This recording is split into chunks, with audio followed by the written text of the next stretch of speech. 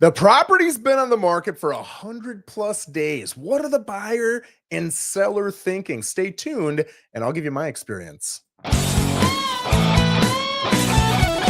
better get fired up. Guys, good to see you. Happy Monday. I hope you had a great weekend. I had a phenomenal weekend, man. Anytime it hits December, I got that Christmas music going in the background. I had to shut it off for this video, but as soon as this video's over, boom, Santa Claus is coming back to town, baby. But I'm excited. I love December. I love Christmas season. I love the new year. It's just a fun time, an exciting time, a goal-oriented time. So hopefully you guys are enjoying it too. So today I want to talk about properties that are on the market for 100+ days. Maybe it's 100, maybe it's 200, whatever it is. It's a lot of days, right? What is the perception? What is the motivation of both the buyer and the seller? What am I typically seeing behind the scenes? And of course, this is different with everybody. You're going to have buyers who are very motivated regardless of how many days it's on. You're going to have buyers who are going to try and wheel and deal, whether it's day one or day 1,000, right? You're going to have sellers who are very motivated, and they're motivated on day one. They're extra motivated on day 100. And you're going to have sellers who the reason they're on for 100 days is because they're not budging, right? So you get all sorts. What I'm going to give you is generally what I see, generally what the discussions are that I have with these folks. So you have a little bit of expectation management when you're going through this. So what do I hear from buyers? When a home is on for 100 days, they get really good at asking, how long has this home been on? And it doesn't matter if it's this market, which is a little bit cooler. I wouldn't say it's a cold market, but I would say it's a cooler market. Or whether it's 2021 when it was a smoking hot market. It didn't matter. Either way, they were always asking, how many days has it been on? It's funny because buyers will always overthink days on market when it's a long time. And they'll under respond when it's been on a short amount of time, right? Meaning when it's been on for, forget 100 days, it's been on for 35 days. I'll have people say, well, 35 days, they must be desperate. We can come in low on this one. Well, they must be willing to move on this one, right? 35 days. I don't have a lot of sellers after 35 days saying, hey, let's fire sale this thing. I don't. After 3, 4, 5 months, sometimes it starts to open that door to that question. But on day 35, rarely do I get a seller who's saying that. All right.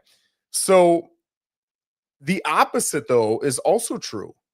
When it's been on for 2, 3 days and a buyer loves it, it is really common for them to not bring that up at all. And I think, well, how can you bring up the fact that this person's got to be extremely motivated and you can come in 20, 30 grand low after day 100, but you don't say anything about day 1 or 2? That means if your logic holds, potentially, unless I'm missing something, that, man, you better come in at a really strong price because who knows, they could have 2, 3, 4 people interested in this. We don't know, right? It's new to the market. You don't hear that. So I do think, and this is a human thing, because sellers do the opposite, right? Favoring them. I've learned through the years, we all create this story in our minds that leans towards what we want to see. It's not necessarily supported by data. It's not supported by research. It's not supported by facts. It's supported by the story we hope is true. And then we start to create this narrative around it. It's really interesting, right? Because rarely does the story that I hear from a buyer or a seller end negatively for them. And if it does, it ends with, if it's meant to be, it'll happen, or it's in God's hands, right? And listen, you can be as religious as you want, but I am not a fan of either one of those two things. I'm a fan of, well, no, God, if you believe in God, God gave you the ability to go sign the paperwork. God gave you the ability as a buyer to come up higher in price. God gave you the ability as a seller to come down lower in price. If it's meant to be, you can make it happen. It's not God, man. I don't know. You ever heard that story? And I'm going to completely jack this up, but there was a guy stranded on an island. He's like, oh, God, please save me. Please save me. And a small boat came by and said, hey, hop on the boat. And they said, no, no, no, I'm waiting for God. And then a plane flew by and said, hey, I can stop and grab you. And they said, no, no, no, I'm waiting for God. And eventually the guy dies and he goes to heaven. And he says, God, I thought you were going to save me. And he says, I sent you a boat. I sent you a plane. What the heck are you waiting for? And so the point is, sometimes people think if it's meant to be, God will make it happen. But you have the ability to make it happen, right? So when you're a buyer, yes, assess all those things, but don't jump to conclusions. I've learned that. And I try to tell people that. A lot of them do not want to hear it. They want to stick to the story they've kind of, pictured for themselves. But I'll tell you, and I always try to really push this, give me the opportunity to call that buyer or that listing agent, right? They might share information with us that tells us that they're really motivated or that they're not motivated at all, or they're not really motivated. But if we were to do this thing, whatever this thing is, maybe they would become motivated. For example, if we could close and give them 30 days to move out, maybe they would become motivated. A lot of that, I'm not going to know unless I make that call. So let's not assume they're motivated or not motivated. Let's call and ask, right? Worst thing that's going to happen is we're not going to get any information. But I don't represent that seller. I represent you. So my job is to call and gather information and build a relationship. Okay. The second thing I can do is look at the listing. You, as a normal buyer, can go onto any website and you can see verbiage. It's the public remarks. That's what we call it here in this MLS. And it's exactly what the listing agent and the seller want you to read. But there's another section called broker remarks, and those are the remarks for agents, right? Buyers can't see those. Agents can see those. Sometimes in there, it speaks to the motivation. It speaks to what what the seller really wants if they're going to sign off on this. And now if we can fulfill that, man, we might have some leverage. I can look in the documents section on the MLS, and if they've got certain documents, especially sellers disclosures, sometimes in those disclosures, it'll have things written that'll lean to me understanding a little bit more about the motivation. I'm probably not going to have a great example, but I'm going to make one up. We'll see how good this is.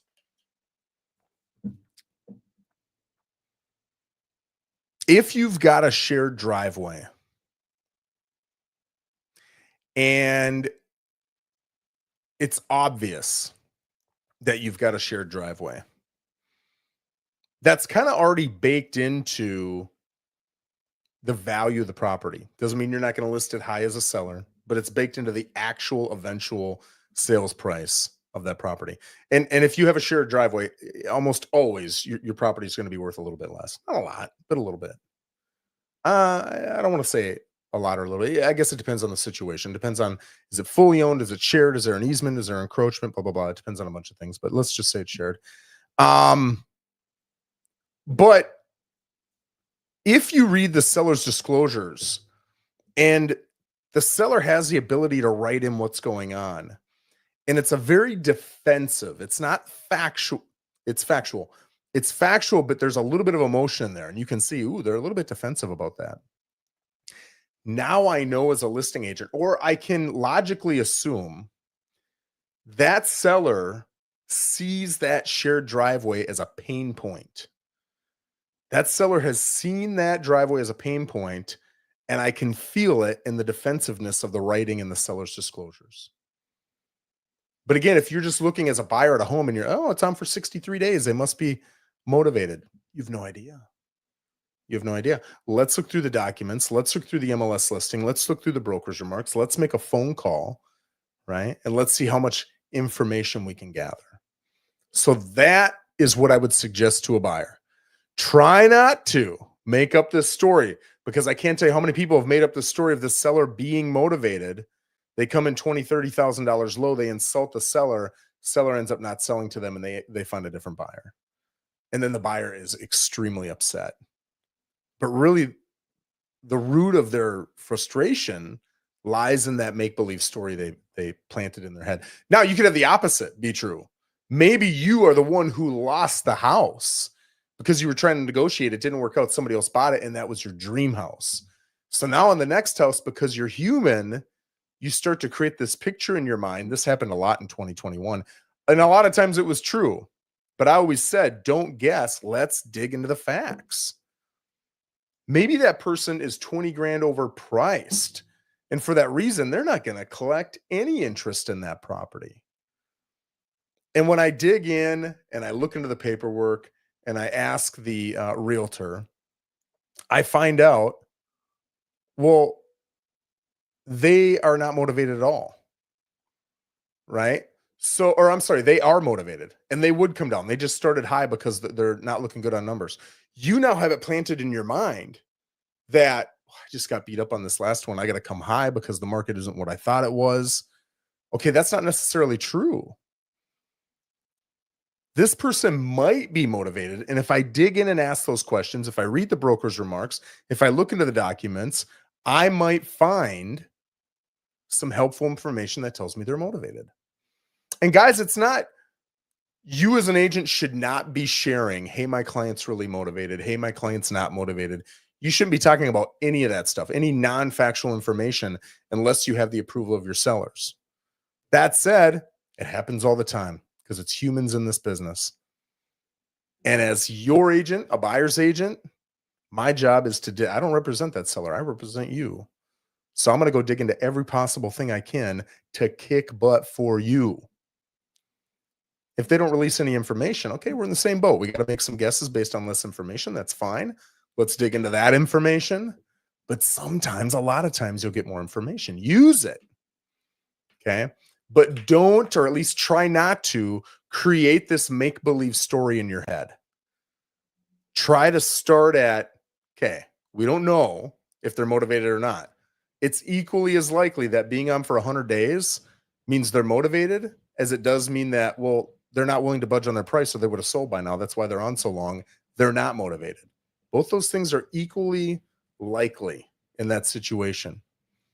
So dig in. Don't make up this false narrative. Okay. Now, from the seller's point of view, it really depends on a lot of things. It depends on their mentality, their intelligence, and not just general intelligence, but knowledge base and comfort, and more than comfort, confidence in real estate knowledge. And not just knowledge, but the market. It comes from their belief, whether true or not true, accurate or not accurate, their understanding of human psychology and the ability to negotiate. A lot of people overestimate how good a negotiators they are. A lot of people. And it hurts them. It hurts them. So you've got a lot of different variables coming into play as to what that seller is going to be doing and asking. But when it's been on for 100 days, in fact, for me, it's 21 days. Every 21 days, I'm calling my sellers saying, hey, I just want to let you know, we've had it on for 21 days. Either we haven't had any interest, we haven't had a lot of showings, haven't had a lot of phone calls, and that's not normal because I've been making a ton of phone calls. I've been marketing it. We're not getting anything back. That tells me we're considerably overpriced. It's always overpriced. So you may say, well, Joe, no, maybe it's the staging. You're overpriced for your staging. Now, yes, you can improve the staging and maybe it'll be worth more. Or maybe you've got all neon orange walls, right? Everything is perfectly fine. It is worth 500 grand. But with those orange walls, you're not going to get more than 470. Well, Joe, I could just paint it and I'd get the 500. Yes. But with the orange paint present, it's worth 470. So always it's overpriced 100% of the time. If it's not selling for 3 weeks, it is overpriced. That doesn't mean you have to drop the price. You can clean it, you can stage it, you can fix it, you can repair it, you can update it, you can get more amenities, you can make it bigger, you can do a lot of different things, or you can drop the price. But you got to do something. If you do nothing, what's that old Einstein quote? Doing the same thing over and over and over and expecting a different result is insanity. It's true in real estate too. So you got to do something, but price is generally what you're going to need to do. So every 21 days I'm calling, I'm saying, hey, here's the top 2 or 3 things you can be doing to get more interest in this property. Now, if we've had them for 21 days and I've had 15 showings and 0 offers, that tells me, okay, we're close enough to where we're getting interest, but we're not close enough to get offers. I got one right now where we've had a ton of showings. I probably average a showing every other day. A lot of showings. We've had one offer, and it was $35,000 low. It was $35,000 low. We went back and forth a little bit, couldn't come together.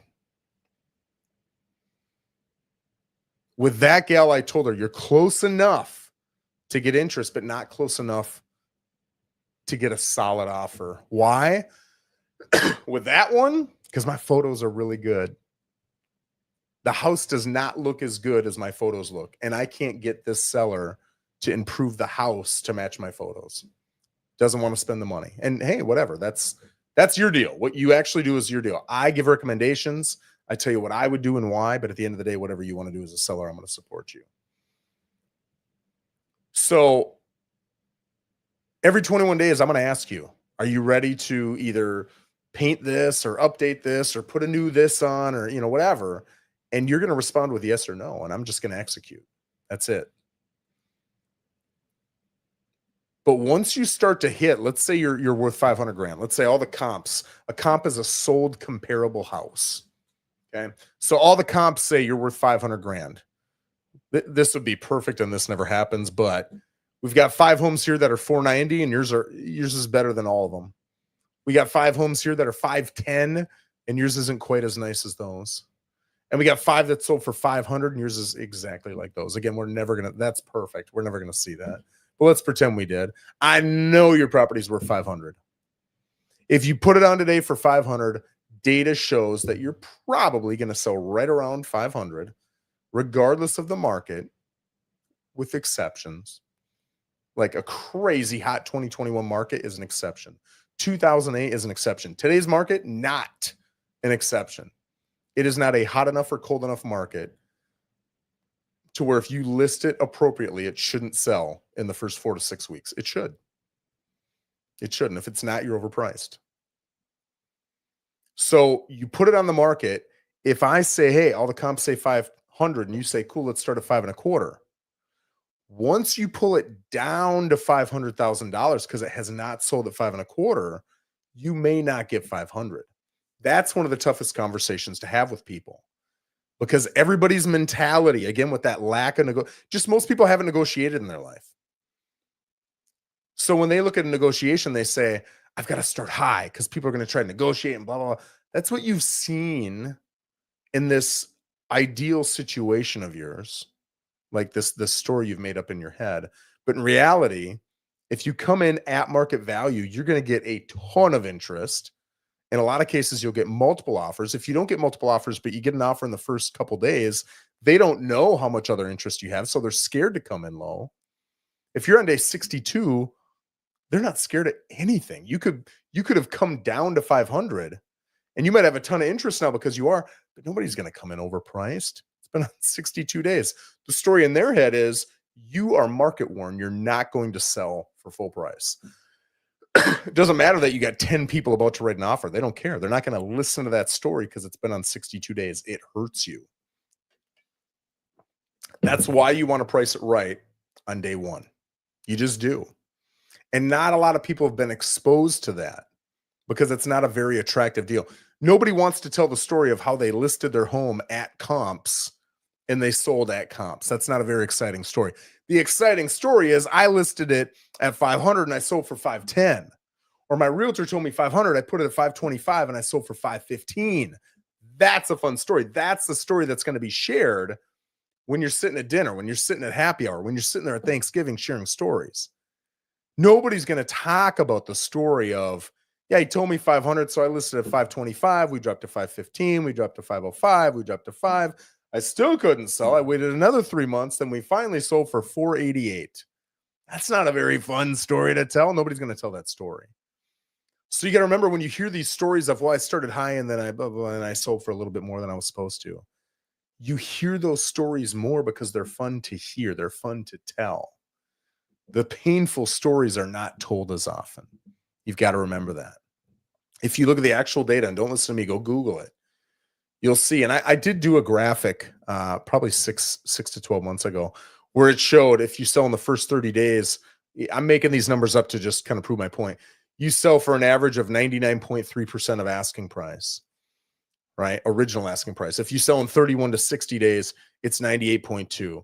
If you sell in 60, 61 to 90 days, maybe it's 96.3%. And it just gets worse and worse and worse and worse and worse. That's no accident. That's because over time, it's really challenging to get the psychology of the buyer to say, oh, I got to come in strong on this house that's been on for a long damn time. They're making up these BS stories in their head.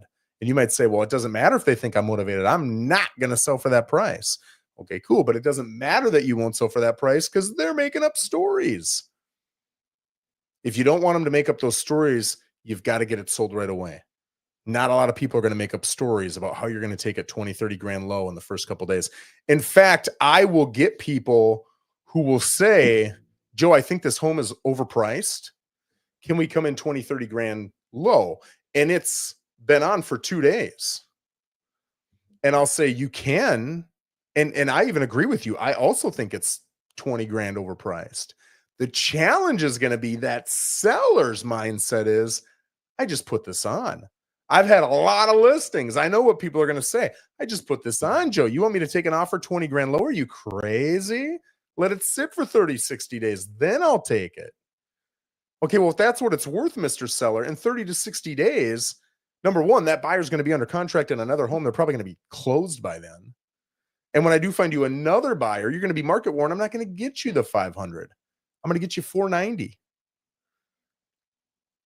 And it's challenging. And it's not easy. This is all very emotional. It's very tough. I think this is why your relationship and your trust with a realtor, an educated realtor, a realtor who makes you feel educated, is really important. Once you find somebody who you feel confident in, and you can say, okay, I know I want 425, but Joe, everything you're showing me tells me 500. All of the data you've shown me that says the longer it's on, the less I get compared to original asking price, that all makes sense to me. None of this feels good. This isn't what I wanted to hear, but it all makes sense, Joe. I trust you. I'm going to do this. And now you're positioned much better. All right. But I will tell you as a seller, the longer you're on, the more challenging it's going to be to get that puppy sold for full value. You might still be overpriced. I'm not even talking about your price. I'm talking about your value, which may be lower. It may be challenging to get that. A couple comments here. Let's share them. David Sanchez, so many nuggets. Thanks, brother. I really appreciate that. And the amazing Deb Doherty with DDS for Vets. I appreciate everything you do for veterans, Deb. Says good info. Thank you. Thank you, my friend. All right, guys, I hope that was helpful. If you've got any comments, anything I missed that you'd like to add, or maybe a specific story of something you went through as a buyer or seller, I would love to hear it in the comments. If you've got something you'd like me to dive into in the future on what's hot, feel free to let me know. And we come here every single Monday and share what's hottest in this market. All right, guys, thanks. Have a great rest of your week. Take care.